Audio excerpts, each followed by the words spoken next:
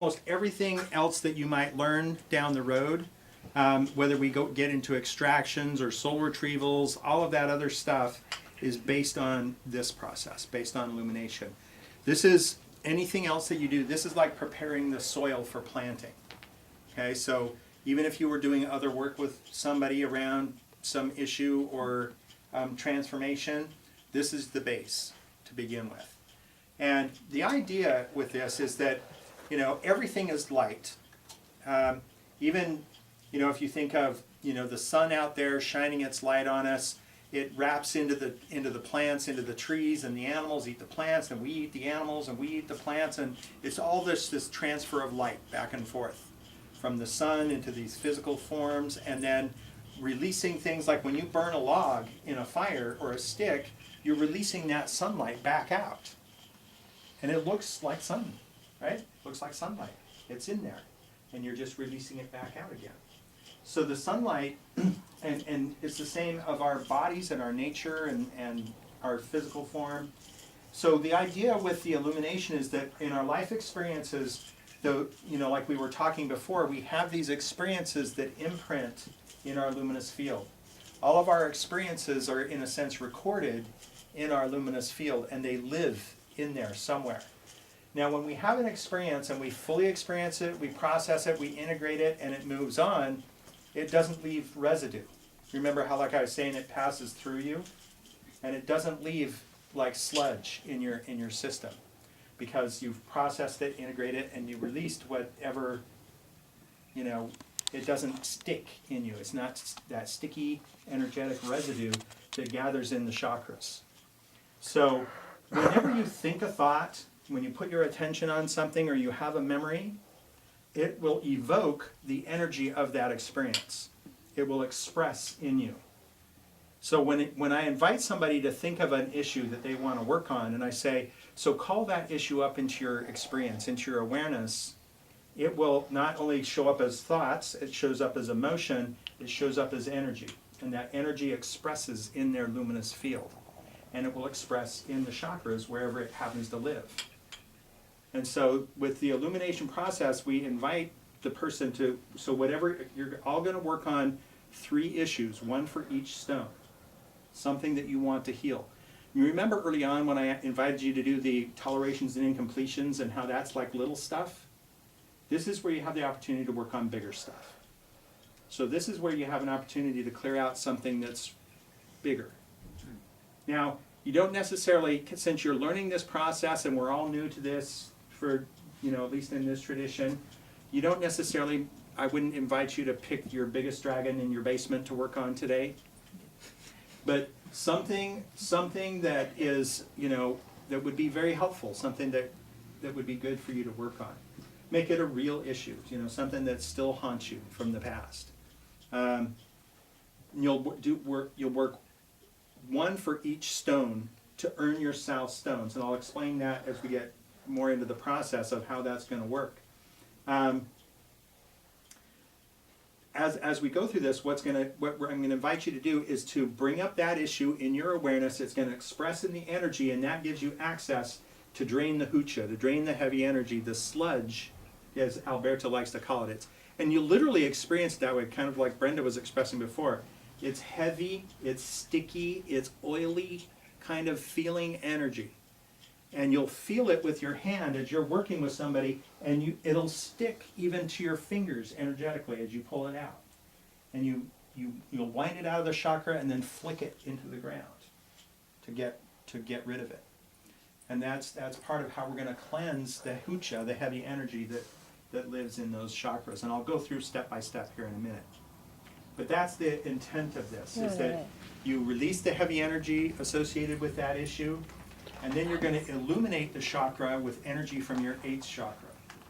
And so instead of that chakra being informed by this imprint experience from the past, your chakra then becomes informed by divine energy in the present moment. So like Lisa was describing really well, it brings you out of the past into the present, informed by the divine energy in the present moment. So you're not stuck in the past with whatever it is. And the past could be 10 minutes ago, it could be 10 years ago, It doesn't matter how far in the past it is. It could be 10 lifetimes ago. It expresses in the present moment, and we release the hucha from it. And it's a beautiful process. It's simple. It's not very complex, which is another reason I really like it. And again, I'm gonna invite Brenda to get on the table here in a moment, and I'll go through the steps of the process. I'm not going to actually do a full-blown illumination with her, and I'm doing that for two primary reasons. One is for time, because I want you to have the maximum amount of time to do your 3 illuminations. But the other is, and I observe this in the Four Winds a lot, that however it shows up in the demonstration is usually how you'll experience it. Like if it's big and dramatic, then everybody's as big and dramatic, you know? And if it's nice and peaceful, then everybody's as nice and peaceful.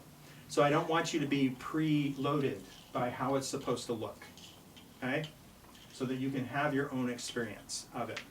Like I said, I've had some where people are flopping all over the table, yelling, screaming, crying. One guy literally did spit up green stuff, and you know, we had to do an extraction and pull an entity out that showed up. Now I'm going to be here to help. Brenda's here, and depending on where we're at in the process, if you need assistance with it, we can help. But we're going to be working in sacred space. We haven't opened sacred space yet because when you're tracking for imprints, if you open space before you do that, it's going to change it. If you change the energy of the room, if you smudge people before you track, you're not going to get as clean a track with it. You want to have the energy to be, you know, baseline without you changing it first. So if you're going to do illuminations with people, don't smudge your space and get it all prepared before, because the minute they walk in the room, it's going to change them, and it's going to change you. You want it to be clean at first, so that you can track better. Dirty. Does that make sense? Dirty. Or it's going to be dirty. But it's going to be more accurate, I guess, is what I'm looking for. You're going to have more accurate tracking, because you're not changing the energy yet. But the minute you open sacred space, and the minute you open your Viracocha, healing is going to start. It's going to start shifting. It's going to start changing. The instant you open sacred space, it'll start to shift. So that's why we haven't opened space yet for our class or anything. Does that I always make sense? wondered why. Yeah. I didn't know why we did it that way. Yeah. I must have missed that class. So, any questions so far? Okay. I So, Brenda, if you would Sure. pass the camera off.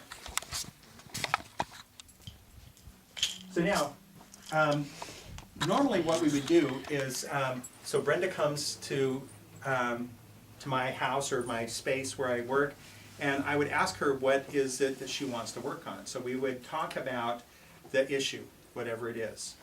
And this is where your tracking starts. So you start tracking by what you're hearing and what the person's telling you in their story about whatever it is, whatever they want to heal.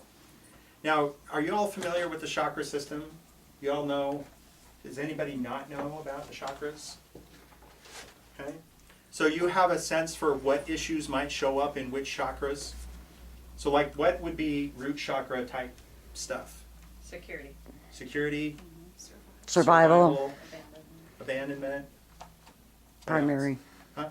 primary basic needs. Right, primary basic needs. So if somebody comes in and they're talking those level of issues, you can start to suspect they might have root chakra, they might live in the root chakra. But you don't know yet, but you're tracking already, right? What's second chakra? Solar plexus. Sacral. Or sacral? Inner child. Sex abuse. Inner child, sex stuff. What else? Unworthiness could be, definitely. Relationship issues with their Self-esteem. partner. Oftentimes creativity. So it's usually, think security, sensation, and power, the first three. Security, sensation, and power. So this is also about sensation, pleasure, or the denial of pleasure. Those kinds of things are often second chakra issues. Third chakra issues are what would you Power. say? Power. Abuse of power. Power, abuse of power. Manipulation. This Would is authority issues fall there? could be. I would create. Yeah. A lot of it, yeah, it could be unique expression. It's doing action in the world. Heart chakra stuff. Self-worth, Receiving forgiveness. love, giving love. Yep. A lot of the love, elements of love and worth, definitely. Throat chakra stuff. Truth. Voice, belief, Expression. Say it again.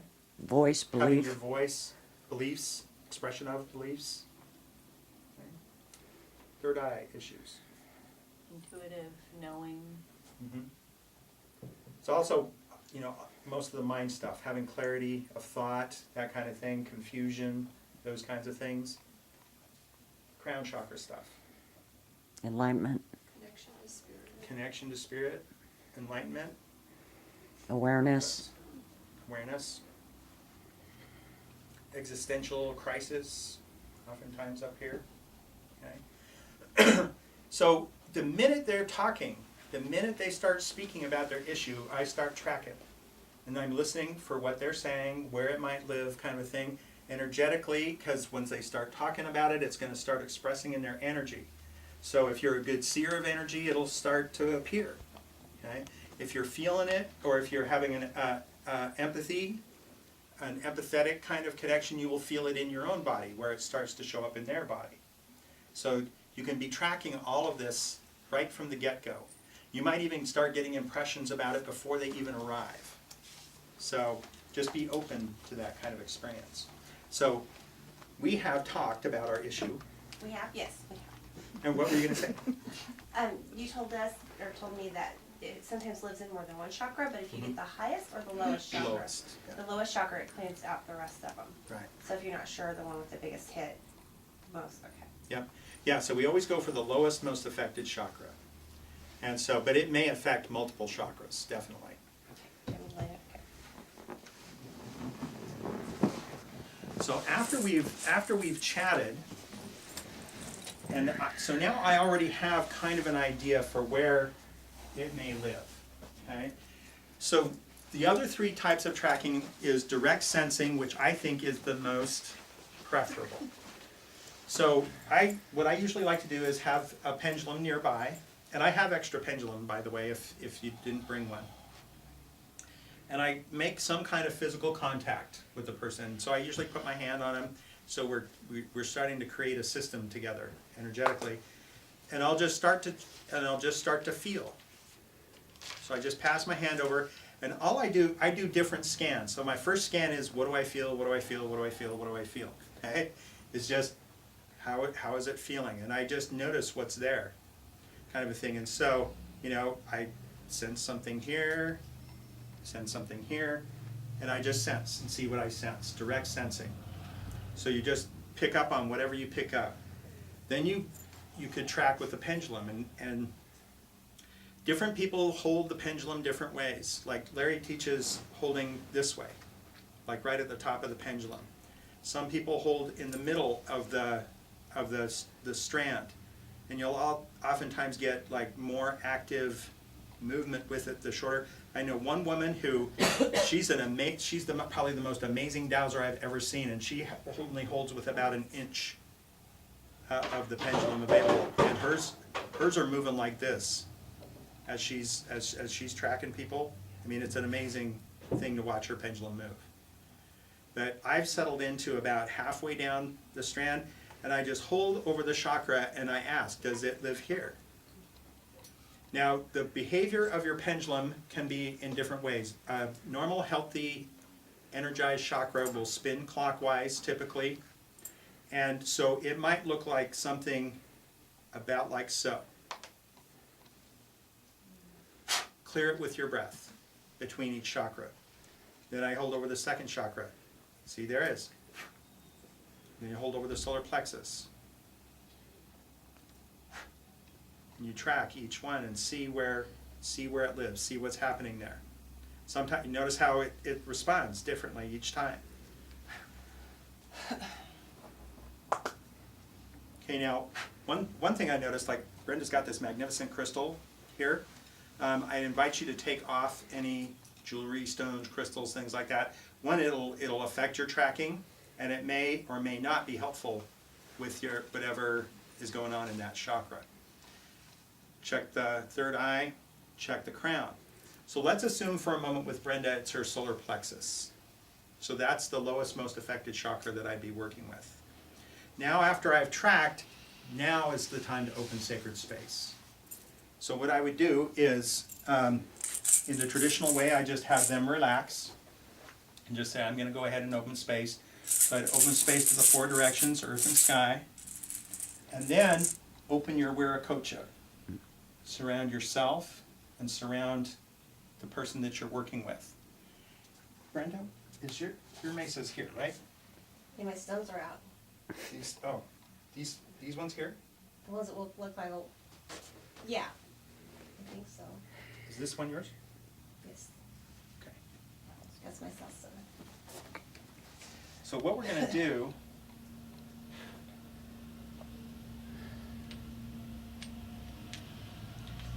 is I'm going to have you work with one of my stones, and if you're the person receiving the illumination, one of your Sal stones. So you work with one of mine and one of yours, and this is how you're going to earn your 3 Sal stones. It's through an illumination, but you're going to do it with mine together. And it's called a Yana Chakwi. Say it all together. Yana Chakwi. Yana Chakwi is a stone-to-stone transmission. It's actually like object-to-like object transmission. It could be a stick-to-stick transmission, for example. Stone-to-stone transmission. My stone is going to teach your stone how to do this. So the person receiving in your stone, or the person giving The in your person- stone? The person receiving their stone Okay. and my stone. Okay, so if I was in your place, I wouldn't be using my stone at all. It'd be Brenda's stone and your Right. stone. Got it. Yeah. Okay. Client stone and my stone together. Okay.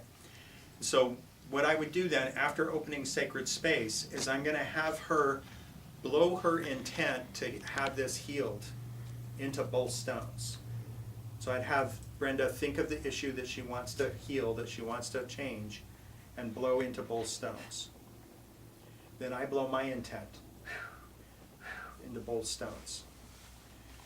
To start the illumination, what I would invite Brenda to do is to focus on the issue, whatever it is, so that it expresses in her, and I don't think I mentioned that before. When you're tracking, you have them focus on the issue so that it expresses in the energy while you're tracking. As you're doing the illumination, their job is just to focus on the issue, to focus on whatever it is. Let the emotions come up, let the experiences, sometimes I'll even suggest to the person, let these feelings take you back, all the way back to the very beginning, to where you first had this experience, to the first time you ever had this kind of an experience, so that it starts to track back and bring up every similar kind of experience along the way. Does this make sense? So that all of the energy associated with this imprint comes up. And again, this is where it can be kind of dramatic for the person. It can be very emotional. It's a good idea to have tissues handy. We do. Okay? So then, there are 2 points on the back of the head. The ones that we did the other night, these are the deepening points. So it's just right at the top of these 2 muscles where they meet at the skull. Those are the deepening points. The release points are about 1 inch out toward the ears and kind of downward. So if you feel on your back here, there's almost like a little ridge there. And these are the release points back here. Deepening and release points. So to begin the illumination, what I do is I hold the deepening points, I invite her to focus on the issue, let the feelings come up, and just hold those points, and it can be a matter of minutes up to maybe 10 minutes of just holding and getting access to the energy of the issue. So for Brenda, as she's deepening into this experience and you're feeling what's going on, if you're a good seer of energy, you'll see what's happening. Okay? Then I'll open the chakra by unwinding it counterclockwise. And the way you can do this little tapping with the fingers and unwinding it with your hand, and there's this movement outward and up. to open that chakra. You can use a rattle also to open it up. You can use a feather. If you use crystal wands, they're magnificent crystal wands. I have one. You can use a crystal wand to work with it. Open up the chakra, and that will start the process of draining the heavy energy. Sometimes you can see it. I've on rare occasions experienced it as like black smoke that comes out and pours. Sometimes it's like stringy, sticky, sludge, oily kind of energy. These aren't literal descriptions, by the way. These are metaphoric kinds of things. And you tease it out with your fingers and flick it into the ground. Sometimes you can light a candle, have it nearby. That can be very helpful. And you can flick it into the candle. The earth, the fire, and jaguar are your three assistants to help transform the heavy energy. So you start opening it up, and then place the stones, again blowing the intent, place the stones on the chakra. Now you know why egg-shaped and round-shaped stones don't work very well, okay? They roll off the body. Open the chakra first, place the stones. Then go back and apply the release points, and hold the release points. Invite them to breathe deeply and comfortably. This is all written up in the instructions, by the way. Have them breathe deeply and comfortably.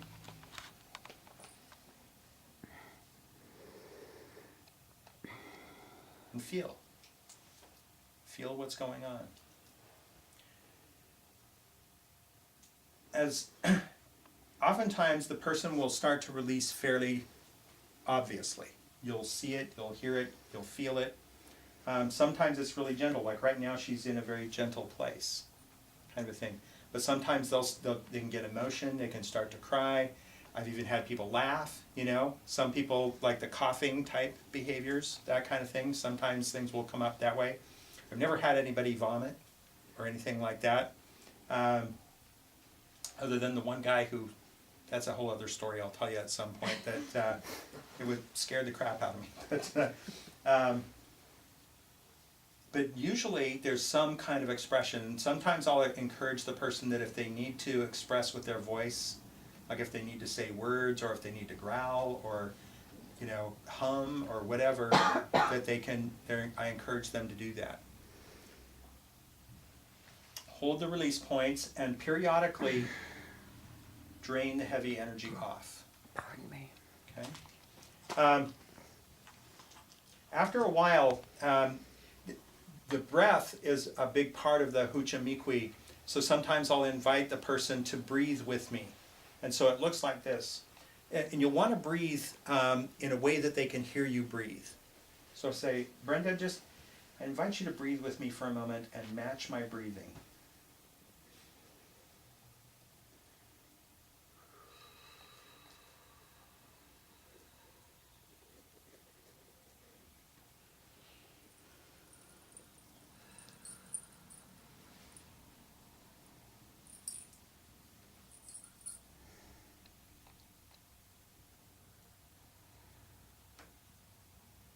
So you start off with this slow breathing and you're just getting in sync with each other. And then invite them to increase the rate of the breathing so that it's more like this.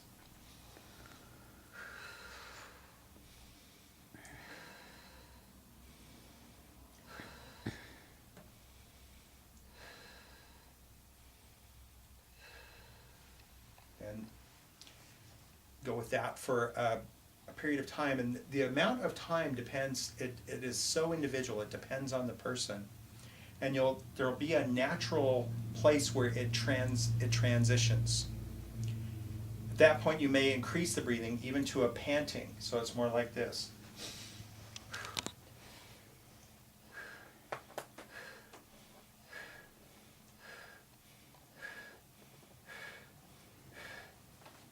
And as you encourage the person to continue breathing, you're draining the heavy energy out. And this will go on for some period of time. It could be 5 minutes, 10 minutes, that kind of a thing. Then there will be a natural transition and they settle down. You can feel them settle down. Their breathing will settle down. You invite them to go ahead and breathe normally, breathe deeply, breathe comfortably, and ask them what they're experiencing at that point. Just say, well, what are you noticing? And there's no should about what they should be experiencing. Oftentimes people will experience, they'll experience little shakes, tremors, trembles, tingles, movements of energy through their body.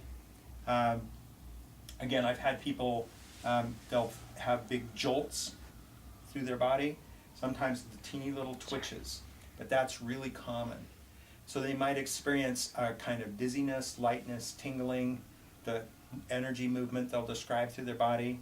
Occasionally you'll get that feeling of nausea kind of a thing. And so I have them just describe what they're experiencing. As things settle down towards, as you're getting near the end of the illumination, they might experience the presence of luminous ones. So sometimes other beings will come to assist. And it can be ancestors, can be spirit guides, can be power animals, and they may or may not sense their presence. You may or may not sense their presence. Sometimes the client experiences that they're not aware of anything at all, and I'm going, wow, the entourage is here, you know? Sometimes they experience things and I'm not noticing it. So they go, yeah, my grandma's here. My grandmother's here with me. And so you can invite a dialogue between the client and those beings. And so I'll say, is there anything that, do you have a question? Do you have anything to ask of the luminous ones that are here with us? And then just invite them to be open to whatever shows up, however that comes. Could be in pictures, could be in feelings, could be in words. It might come immediately, it might not come at all in that moment. But just to be open to however the answers appear. Is there anything that you would like to express to the luminous ones here? And so she may want to express gratitude, or thank you for helping me, or please stay with me, please be with me as I'm going through this. And just let the client decide how they want to express. Once it's settled down, once you feel like it's pretty much complete, remove the stones, and then you illuminate from your 8th chakra. So reaching your hand up into the 8th chakra, and you extend that light down into the chakra. And then wind the chakra back up clockwise. And again, you can use the rattle or a feather or a crystal wand. Wind the chakra back up. Then as a kind of closing, sometimes what I'll do, and this you can be done in different ways. May I borrow your smudge fan? Yeah, I thought you were talking to somebody else. Yeah. I'm being illuminated. So sometimes what I'll do is I'll take a fan and I'll comb down through their energy field.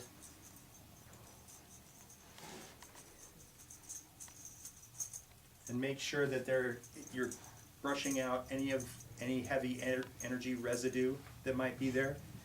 There's also, if you don't have a fan handy, you can do it with your fingers, and you just gently moving it down so that you're clearing out any residue that might be floating around in their luminous field. And then invite them to slowly come back to their normal awareness kind of thing, to sit up when they're ready, and then process with them afterward what their experience was like, what shifts they've noticed, and any other recommendations that you might have for self-care. It's usually a good idea to do an Epsom salt bath after an illumination, something like that. But that they have some time to process, to integrate, that kind of thing.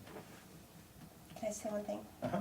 When you did my root chakra that one time, because my tailbone hurt, had an entity attached to it. He gave me the crystals and had me put them on my. Just so Yeah, right on the that's second. helpful instead of like.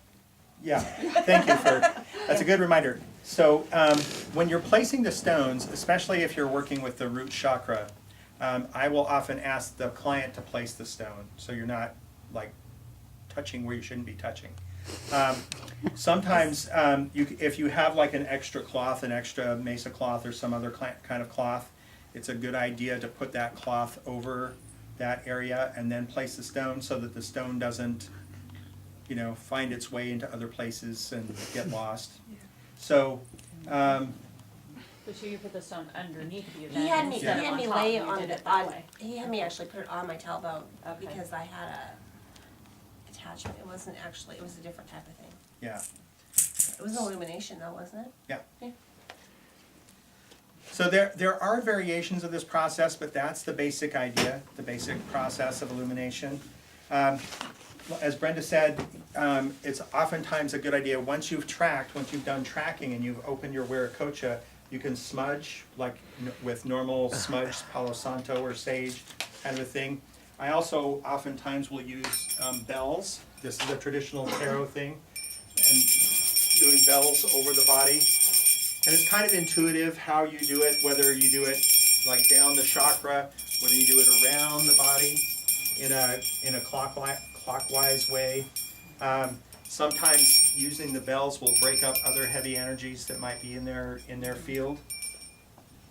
I did a session like this with someone in Portland, and it was called sound healing, but she did all the same type of stuff, only then she used a drum and a thing she blew through it like a horn thing, and then she made me make noises and stuff, and it was so very similar, the whole process, except for she added this aspect to it. Oh, that's cool. Yeah. I didn't realize she was doing all the same type of thing. Until now. So the idea with this is that for you as the receiver of the illumination, you're going to earn your 3 south stones through these 3 illuminations. So you get to choose one of my stones to work with, just whatever one calls to you. And what this does is it's going to connect our stones together. Your stone will be connected to my stone's connected to Alberto's, his is connected to Don Antonio's, and it goes back 10,000 years unbroken. So we have an unbroken lineage that goes back 10,000 years. So that's going to connect your mesa to my mesa to his teacher's mesa, and all the way back. That, along with the other rites that you'll receive, our mesas will be connected, and that's part of the experience and of being in an ayu together, is that our mesas will be connected that way. That's what forms that lineage and the connection to the lineage. So when the stones are placed, should the stones be actually touching? This is each other? Larry's mesa. Ideally. And are we going then repeat that all 3 times and then you trade places? I'll leave Or that up back to, and you could go back and forth I would recommend going back and forth. have a break in between. Okay. Yeah, I would trade off each time. Okay. Just because it can be pretty intense to do 3 illuminations on one person at once, for Right, both of you. that's fine. Larry, do you have the client pick out a stone, like when we do it on our own? Mhm. The client picks out the stone out of your mesa, Right. correct? Normally, yeah, you would have them choose the stone, unless for whatever reason you might be called or have an intuition to do otherwise. But the kind of the default practice would be to have them choose the stone. So as we go through today, the stones will be floating in and out of my mesa, so you'll get to work with whatever's available, depending on, who and what and where. But there's